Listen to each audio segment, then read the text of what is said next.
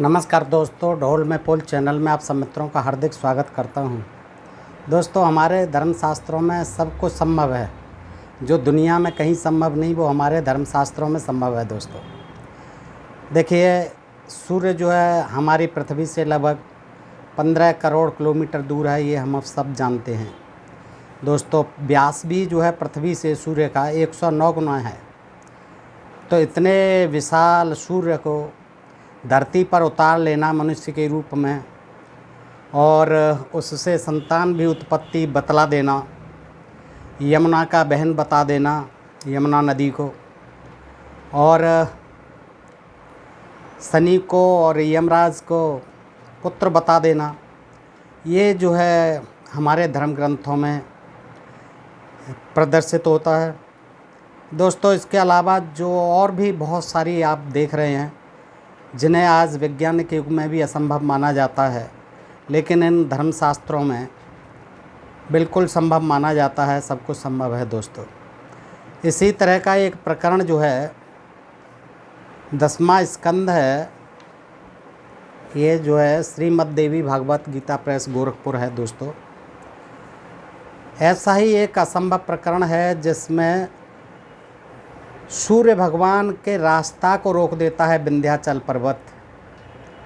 देखिएगा, पहली बात तो यह है कि विज्ञान सिद्ध कर चुका है कि सूर्य नहीं चलता है, लेकिन धर्मशास्त्रों में सूर्य भगवान जो है 9 घोड़ों के रथ पर चलते हैं। तो सूर्य जो अपनी जगह स्थिर है और सारे ग्रह उपग्रह जो हैं उनका चक्कर लगाते हैं सूर्य जी का। दोस्तों, लेकिन यहाँ जो है एक बड़ी विचित्र सी कथा इसमें पढ़ने को मिलती है कि एक बार जो है विंध्याचल पर्वत सूर्य भगवान के मार्ग को रोक देने की जिद कर लेते हैं और विंध्याचल जी ऊपर को बढ़ते चले जाते हैं।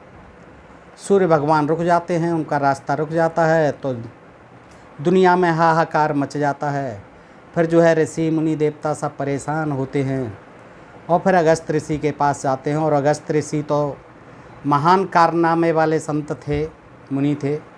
उन्होंने जो है एक बार समुद्र को भी पी लिया था अंजलि में भर के। तो ये भी उन्होंने कारनामा किया कि जो है उसको डराया धमकाया विंध्याचल को और उसको जो है घटा दिया और तब सूर्य को रास्ता उन्होंने दिलवाया। दोस्तों, कुछ इसी प्रकार का ये प्रकरण है जो बड़ा दिलचस्प है, बड़ा रोचक है। आइए सुनते हैं। दोस्तों, किस तरह से है ये कि ऋषियों ने पूछा, पृष्ठ 824 पर है। दोस्तों, ऋषियों ने पूछा सूत जी से ही पूछते हैं, और सूत जी कथाकार थे दोस्तों पुराने समय के। तो वह विंध्याचल कौन है, देखिए ये पूछते हैं। ऋषियों को कुछ पता नहीं होता। वह विंध्याचल कौन है, क्यों वह आकाश तक फैल गया, उसने क्यों सूर्य के मार्ग को रोकने का दुष्प्रयत्न किया, और उस महान उन्नत पर्वत को अगस्त जी ने ही क्यों आगे नहीं बढ़ने दिया। यह सब प्रसंग कहने की कृपा कीजिए। ये दोस्तों असल में कथा कहानियाँ थी जो अपने मनोरंजन के लिए ये ऋषि महर्षि अपना वक्त पास करने के लिए एक दूसरे को सुनाते रहते थे। उस समय के लिए अच्छी थी ये कहानियाँ, इसमें कोई बात नहीं है। लेकिन आज वैज्ञानिक युग में हमें ये कुछ हास्यास्पद सी लगती हैं, अवैज्ञानिक लगती हैं। तो देखिए, हम देखते हैं क्या कहते हैं सूत जी आगे। ऋषियों, संपूर्ण पर्वतों में श्रेष्ठ विंध्याचल नाम का पर्वत था। उस पर बड़े बड़े वन थे, अनेक वृक्षों से वह घिरा था। पुष्पों से लदी हुई लताओं और बल्लरियों ने उसे आच्छादित कर रखा था। मृग, बारह, महेश, व्याघ्र, शार्दूल, बानर, खरगोश, भालू और श्रृगाल, ये अत्यंत हृष्ट पुष्ट एवं अत्यंत चंचल वन पशु उस पर्वत पर चारों ओर सदा घूमते रहते थे। नदियों और नदों के जल से वह व्याप्त था। देवता, गंधर्व, किन्नर, अप्सरा तथा सबको मनो अभिलषित फल देने वाले वृक्ष उस विंध्यगिरि को सुशोभित कर रहे थे। एक समय की बात है, देवर्षि नारद जी अत्यंत प्रसन्न होकर इच्छापूर्वक भूमंडल पर विचरते हुए उस सर्वगुण संपन्न विंध्याचल पर्वत पर पहुंच गए। नारद जी, उनका तो काम ही घूमना था तीनों लोकों में। तो विंध्याचल पर्वत पर पहुंच गए। देवर्षि नारद जी को देखकर बुद्धिमान विंध्याचल तुरंत उठ गया और उसने मुनि को उत्तम आसन पर बैठाकर उन्हें पाद्य और अर्घ्य अर्पण किया। देखिए, स्वागत किया, आसन दिया विंध्याचल पर्वत ने और अर्घ्य और पाद्य से अर्पण किया। जब सुखपूर्वक प्रसन्न होकर नारद जी बैठ गए, तब पर्वतराज ने उनसे कहा, बातचीत प्रारंभ हो गई पर्वतराज से। विंध्याचल ने पूछा, देवर से कहिए, आपका श्रेष्ठ आगमन यहाँ कैसे हुआ है? आपके पधारने से मेरा ग्रह पवित्र हो गया। जैसे सूर्य जगत के कल्याणार्थ भ्रमण करते हैं, वैसे ही आपका भ्रमण करना देवताओं को अभय प्रदान कराने के लिए ही है। नारद जी, आप अपने मन की बात मुझे बताने की कृपा कीजिए कि आपने इतना कष्ट क्यों किया कि आप मेरे घर पधारे। तो नारद जी बोले, पर्वतराज, इस समय मैं सुमेरगिरी से आ रहा हूँ। वहाँ मैंने इंद्र, अग्नि, यम और वरुण के बहुत से लोक देखे हैं। सुमेरगिरी पे संपूर्ण लोकपालों के असंख्य भवन चारों ओर मुझे दृष्टिगोचर हुए हैं। पर्वतराज विंध्य, यहाँ मैंने नाना प्रकार के भोग प्रदान करने वाले देवताओं को भी देखा है। तदनंतर नारद जी ने हिमालय तथा सुमेर पर्वत की बड़ी महिमा तथा प्रशंसा की। विंध्याचल से हिमालय की प्रशंसा की और सुमेर पर्वत की प्रशंसा की। उसे सुनकर विंध्य के मन में ईर्ष्या उत्पन्न हो गई। अरे, ये क्या करते हैं नारद जी? अब हिमालय की और सुमेर की इतनी प्रशंसा कर रहे हैं आप, लेकिन वो मेरे आगे क्या हैं? सूत जी कहते हैं, ऋषियों, विंध्यगिरि से मिलकर परम स्वतंत्र देवर्षि नारद जी तो ब्रह्मलोक पधार गए। बस इतनी बात करके पधार गए, परंतु विंध्य का मन चिंता से व्याप्त हो गया। विंध्य का मन बेचैन हो गया। कामना और ईर्ष्या से पाप बुद्धि उत्पन्न होती है, अतः विंध्य के मन में दूषित बुद्धि का उदय हो गया। उसने सोचा, ये सूर्य ग्रहों और नक्षत्रों से संपन्न होकर सुमेरगिरि की प्रदक्षिणा करते हैं, इसी कारण यह पर्वत अपने को सर्वश्रेष्ठ समझता है। हाँ, देखिए, ये जो है सुमेरगिरि की प्रदक्षिणा करते हैं सूर्य ग्रहों और नक्षत्रों से संपन्न होकर सुमेरगिरि की प्रदक्षिणा करते हैं, इसीलिए इस सुमेरगिरि को इतना घमंड है, अपने को सर्वश्रेष्ठ मानता है। अब मैं अपने ऊंचे श्रृंगों से, चोटियों से इस सूर्य के मार्ग को रोक दूंगा। देखता हूँ अब कैसे निकल जाएंगे मेरे मार्ग से। तब देखूंगा कि रुके हुए ये सूर्य किस प्रकार उसकी परिक्रमा करते हैं। फिर देखूंगा कि सुमेरगिरि की किस तरह से परिक्रमा करते हैं। इस प्रकार जब मैं सूर्य का मार्ग रोक दूंगा, तब निश्चय है कि सुमेर पर्वत का सारा अभिमान चूर चूर हो जाएगा। सारा अभिमान चूर चूर हो जाएगा सुमेर पर्वत, और साथ में सूर्य भगवान का भी चूर चूर हो जाएगा। यों विचार करके विंध्यगिरि ने अपने शिखरों को आकाश तक फैलाया। वह महान उत्तुंग श्रृंगों से सूर्य के संपूर्ण मार्गों को रोककर प्रतीक्षा करने लगा कि कब सूर्योदय हो और कब मैं सूर्य को रोकूं। इस प्रकार विचार करते करते रात्र व्यतीत हो गई और विमल प्रभात काल आया। सूर्य अपनी किरणों से अंधकार को दूर करने लगे। अरुणाचल पर उदय होने के लिए उनकी झलक मिलने लगी। उनकी शुभ किरणों से आकाश प्रकाशित हो गया, कमल खिलने लगे, कुमुदनी संकुचित होने लगी, संपूर्ण प्राणी अपने अपने कार्यों में तत्पर हो गए। इस प्रकार प्रजा के लिए समय में भी विनाश काल का उपस्थित करने के लिए देखते हैं कि दक्षिण दिशा के लिए प्रस्थित हुए। वियोगिनी प्राची और अग्नि दिशा को आश्वासन देकर दक्षिण दिशा के लिए प्रस्थित हुए। त्यागी हुई दिशाएं इस प्रकार वियोग की अग्नि से संतप्त उठी, मानो विरह से आतुर कामनियाँ हों, किंतु सूर्य आगे नहीं बढ़ सके। सूर्य का मार्ग ही रोक दिया तो सूर्य कैसे आगे बढ़ें? पर्वत ने उनके मार्ग को रोक दिया है। सूर्य बड़ी चिंता करने लगे, परंतु उन्हें मार्ग नहीं मिला। इस प्रकार जब सूर्य रुक गए, तब जगत स्वाहा एवं स्वधाकार से रहित हो गया। पश्चिम और दक्षिण के प्राणी निद्रा में व्याप्त थे, सब सो रहे थे, क्योंकि उनके लिए अभी रात्रि ही चल रही थी। ऐसे ही पूर्व और उत्तर के प्राणी सूर्य के तीक्ष्ण ताप से दग्ध हो रहे थे। आधे भाग में यानी पूर्वोत्तर में सूर्य रुके हुए थे, तो वहाँ की जनता जो है सारी जल रही थी तीक्ष्ण ताप से सूर्य के। और उधर जो है पश्चिम में और दक्षिण में, आधे में भारत में प्राणी निद्रा में व्याप्त थे, क्योंकि वहाँ अभी रात हो रही थी। तो उस समय कितने ही प्राणी मृत्यु को प्राप्त हो गए, कितने ही नष्ट हुए और कितनों के अंग भंग हो गए। इस प्रकार प्रजा के लिए असमय में ही विनाश का काल उपस्थित हो गया। समस्त जगत में हाहाकार मच गया।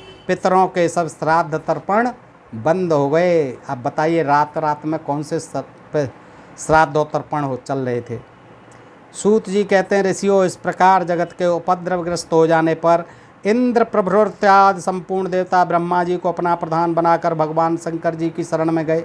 यही होता था, सारे देवता इकट्ठे होते थे इंद्र सहित और फिर ब्रह्मा जी की शरण में जाते थे और ब्रह्मा जी के साथ जो है शंकर जी की शरण में जाते थे और फिर विष्णु की शरण में जाते थे। तदनंतर भगवान शंकर की सम्मति से इंद्र और ब्रह्मा सहित संपूर्ण देवता रुद्र को आगे करके कांपते हुए भगवान विष्णु के पास बैकुंठ लोक में पहुँचे। ऋषियों देवताओं ने बैकुंठ में जाकर लक्ष्मीकांत देवाधिदेव भगवान श्रीहरि के दर्शन किए।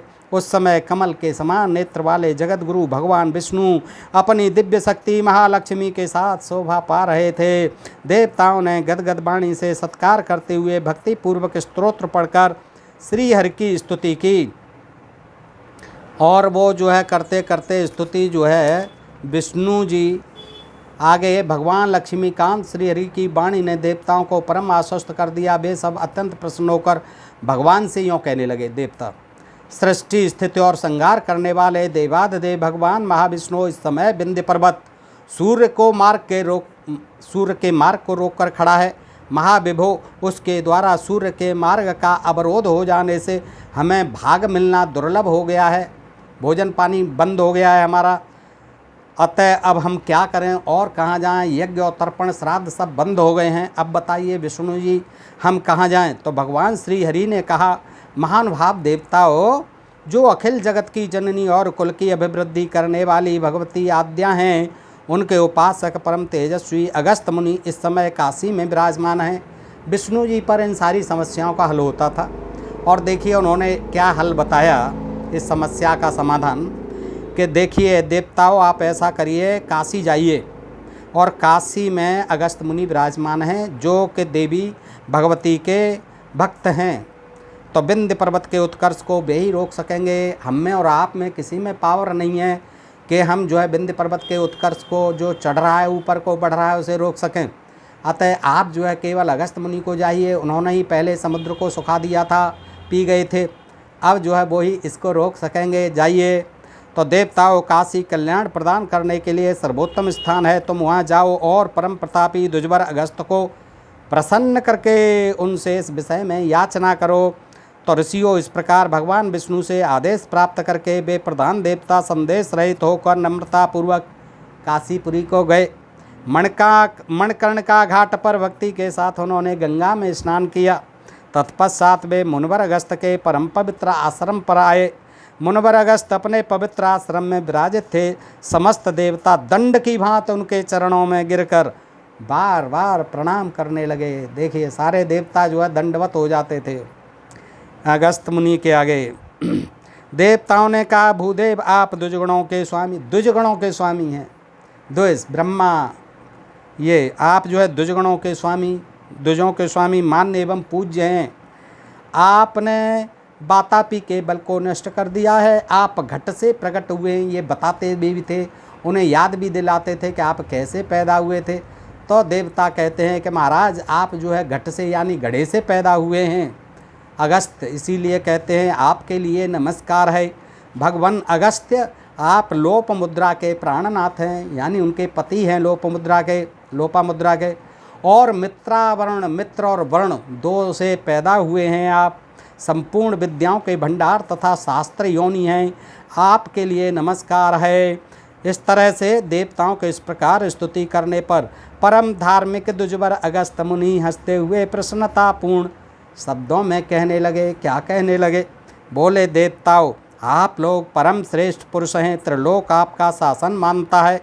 आप सभी महानुभाव लोकपाल हैं, निग्रह और अनुग्रह करने में आपकी पूर्ण क्षमता है। जो अमरावती के स्वामी वज्र जैसे आयुध को धारण करने वाले तथा मरुदगणों के नायक हैं। 8 प्रकार की सिद्धियां जिनके द्वार पर विराजती हैं वे ही ये शक्र हैं।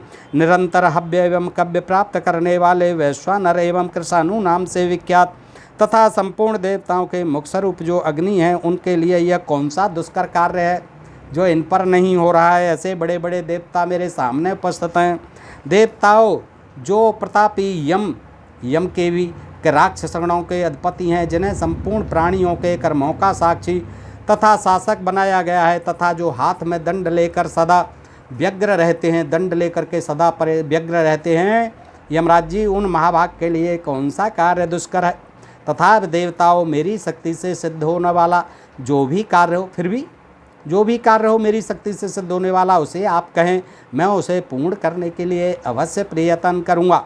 मुनिवर अगस्त के ऐसे वचन सुनकर उन प्रधान देवताओं के मन में पूर्ण विश्वास हो गया। वे अधीर होकर अपना अभिप्राय बताने लगे। वे बोले, महर्षि विंध्य पर्वत ने सूर्य के मार्ग को रोक लिया है, इससे त्रिलोकी में हाहाकार मच गया है, और आपको पता ही नहीं है। यहाँ काशी में आप रह रहे हैं, स्नान कर रहे हैं गंगा जी में, आपको कुछ पता ही नहीं है। हम सब परेशान हैं, सारा संसार परेशान है, इससे त्रिलोकी में हाहाकार मच गया है, सभी प्राणी अचेत जैसे हो गए हैं। मुने, आप अपनी तपस्या के प्रभाव से उस पर्वत की वृद्धि को रोकने की कृपा कीजिए। बढ़ता ही जा रहा है, ऊपर को बढ़ता ही जा रहा है, उसकी वृद्धि को रोकिए महाराज। अगस्त जी, आपके तेज से हुआ अवश्य ही नम्र हो जाएगा, आपका बड़ा तेज है, नम्र हो जाएगा, हमारी यही प्रार्थना है। सूत जी कहते हैं कि ऋषियों सुनो। देवताओं की उपयुक्त बातें सुनकर द्विजश्रेष्ठ अगस्त मुनि ने उनसे कहा, मैं आप लोगों का यह कार्य पूर्ण करूँगा। जब कुंभ योनि अगस्त जी ने देवताओं का कार्य करना स्वीकार कर लिया, तब उनके हर्ष की सीमा नहीं रही। मुनि के वाक्य पर निर्भर होकर वे अपने अपने स्थानों को चले गए। उन्होंने कहा, आप जाओ अपने अपने स्थानों को, मैं इसको देखता हूँ, इस समस्या का हल निकालता हूँ। तो मुनि अगस्त जी को काशी छोड़कर जाने से दुख तो हुआ, परंतु वे भगवान विश्वनाथ के दर्शन, काल भैरव की प्रार्थना और श्री साक्षी विनायक को नमस्कार करके काशी से बाहर निकल गए। सती लोपामुद्रा उनके साथ थीं। अपने तपरूपी विमान पर चढ़कर उन्होंने आधे निमेष में ही मार्ग तय कर लिया, चल दिए। वो तपरूपी विमान पर चढ़कर लोपामुद्रा के साथ आगे जाकर उन्होंने देखा कि विंध्य पर्वत ने अत्यंत ऊंचे होकर आकाश को रूंध रखा है, आकाश को ढक रखा है। मुनि को सम्मुख उपस्थित देखकर विंध्य कांपने लगा, तुरंत कांपने लगा। किसी से भय नहीं था, सूर्य से भी भय नहीं था, देवी देवताओं से भय नहीं था। लेकिन अगस्त मुनि कितने महान थे, क्योंकि वे घट से पैदा हुए थे और समुद्र को भी पी गए थे। तो उनके उसको देख करके वो जो है तेज को घबराने लगा, थर थर काँपने लगा विंध्य पर्वत। तदनंतर वो अपने समस्त अभिमान का पूर्ण रूप से त्याग कर मुनि से कुछ प्रार्थना करने के विचार से उनके सम्मुख पृथ्वी की भांति विनयावनत हो गया। भक्ति से भावित होकर वह दंड की भांति पृथ्वी पर गिर पड़ा, मुनि को साष्टांग करने लगा। देखिए, दंडवत करने लगा, पृथ्वी पर पड़ गया, मुनि को साष्टांग प्रणाम करने लगा। कौन? विंध्याचल पर्वत। उस समय नम्र शिखर वाले उस विंध्य नामक महान पर्वत को इस रूप में पड़े देखकर मुनिवर अगस्त जी के मुख पर प्रसन्नता छा गई, खुश हो गए कि वाह, ये तो सरेंडर हो गया। देखते ही मुझे कुछ कहना भी नहीं पड़ा। उन्होंने उससे कहा, बस तुम तब तक ऐसे ही लेटे रहो जब तक कि मैं लौट ना आऊँ। अभी दक्षिण दिशा को जा रहा हूँ और ऐसे ही लेटे रहना बेटा मैं तुम्हारे शिखर पर चढ़ने में असमर्थ हूँ, ऊंचा नहीं जा पाऊँगा, इतना नहीं चढ़ पाऊँगा, इसलिए ऐसे ही लेटे रहो। इस प्रकार कहकर मुनिवर अगस्त जी दक्षिण दिशा की ओर जाने के लिए तैयार हो गए। वे विंध्य पर्वत के शिखर पर चढ़कर, अभी कह रहे हैं कि चढ़ नहीं सकता हूँ, वो चढ़ गए। वो विंध्य पर्वत के शिखर पर चढ़कर क्रमशः नीचे पृथ्वी पर उतर आए और वहाँ से दक्षिण को चले। मार्ग में उन्हें श्री शैल पर्वत दृष्टिगोचर हुआ, शैल पर्वत मिल गया। उन्होंने उसके मलयाचल पर जाकर अपना आश्रम बना लिया और सदा के लिए वहीं रहने का निश्चय कर लिया। विंध्य पर जो देवी पधारी थीं वे मनु के द्वारा पूजित हुईं। सौनक बेही देवी जगत में विंध्यवासिनी के नाम से प्रसिद्ध हो गईं। वहाँ देवी भी आई थीं उनका देखने के लिए।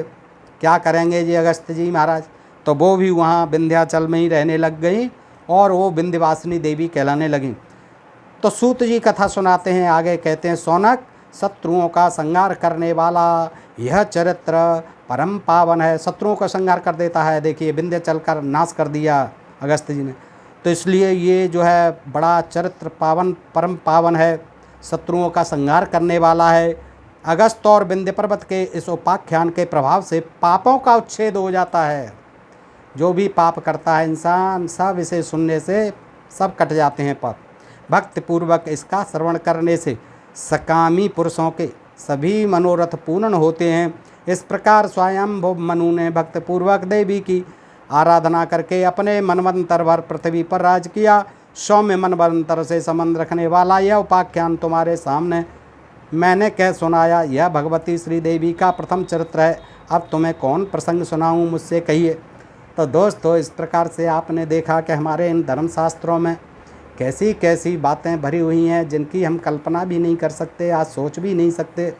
कि सूर्य को मार्ग को विंध्याचल पर्वत रोक देता है और अगस्त जी के आगे वो दंडवत प्रणाम करके लेट जाता है और नारद जी उसे भड़का जाते हैं हिमालय की प्रशंसा करके और सुमेरगिर की प्रशंसा करके, और वो गुस्से में आ जाता है और सूर्य के मार्ग को ही रोक देता है। फिर सारे देवता विचलित हो जाते हैं और हाहाकार करते हुए अगस्त की शरण में जाते हैं और अगस्त जी जो है फिर निजात दिलाते हैं। तो दोस्तों, इस प्रकार का ये बड़ा रोचक प्रसंग था। आपसे अनुरोध कि कृपया इस प्रसंग को पूरा सुनें और अच्छा लगे तो अपने दोस्तों में शेयर करें और अपने प्रिय चैनल ढोल में पोल को सब्सक्राइब करते रहें। सुनने के लिए धन्यवाद। नमस्कार, जय हिंद, जय भारत दोस्तों।